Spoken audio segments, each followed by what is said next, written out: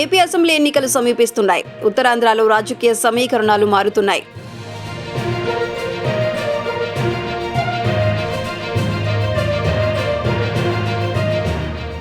రెండు 2019 ఎన్నికల్లో వైసీపీ దాదాపు స్వీప్ చేసినంత పనిచేసింది.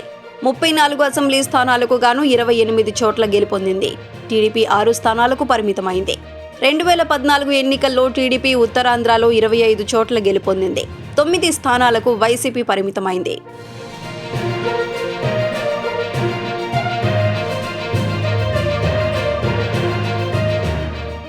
ఎన్నికల్లో మాత్రం హోరాహోరీ ఫైట్ నడవనుందని అన్ని సర్వేలు తేల్చి చెబుతున్నాయి. అటు ఉత్తరాంధ్రలో పాగా వేయటానికి అన్ని పార్టీలు ప్రయత్నాలు చేస్తున్నాయి. అయితే ఈసారి సామాజిక సమీకరణ ఫలితాలను మార్చే అవకాశం ఉంది.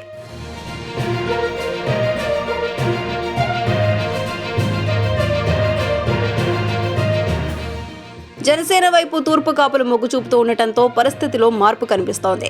శ్రీకాకుళం జిల్లాలో అధికార వైసీపీ, టీడీపీ, జనసేన కూటమి మధ్య గట్టి ఫైట్ నడుస్తోంది. పరిస్థితి నువ్వా నేనా అన్నట్టు కొనసాగుతోంది.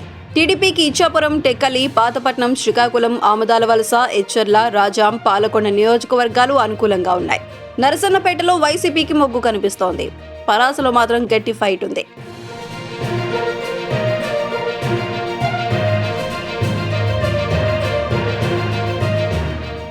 శ్రీకాకుళం పార్లమెంటు స్థానం నుంచి టీడీపీ అభ్యర్థి రామ్మోహన్ నాయుడు మరోసారి గెలుపొందే ఛాన్స్ ఉన్నట్టు తెలుస్తోంది. విజయనగరం జిల్లాకు సంబంధించి అధికార వైసీపీకి చీపురుపల్లి, గజపతి నగరం, సాలూరు, కురుపాం, పార్వతీపురం నియోజకవర్గాలు అనుకూలంగా ఉన్నాయి. బొబ్బిలి, రాజాం, విజయనగరం, నెల్లిమర్ల, శృంగవరపుకోట నియోజకవర్గాలు టీడీపీకి అనుకూలంగా నిలిచినట్లు తెలుస్తోంది. విజయనగరం పార్లమెంటు స్థానం నుంచి టీడీపీ కైవసం చేసుకునే ఛాన్స్ ఉంది. ఉమ్మడి విశాఖ జిల్లాలో 15 అసెంబ్లీ నియోజకవర్గాలు ఉన్నాయి. ఇక్కడ గట్టి ఫైట్ ఉంటుంది.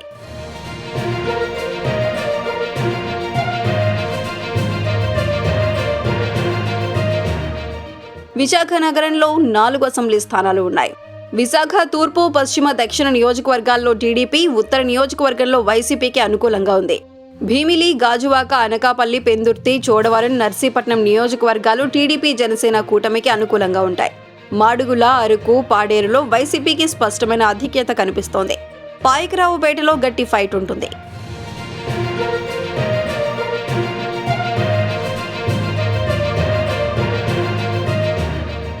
విశాఖ, అనకాపల్లి పార్లమెంటు స్థానాలు టీడీపీ, జనసేన కూటమికి, అరకు పార్లమెంటు స్థానం వైసీపీకి దక్కే ఛాన్స్ కనిపిస్తోంది. అయితే అభ్యర్థుల మార్పు, ఎన్నికల వ్యూహాలకు అనుగుణంగా ఫలితాలు మారే అవకాశాలు ఉన్నాయి.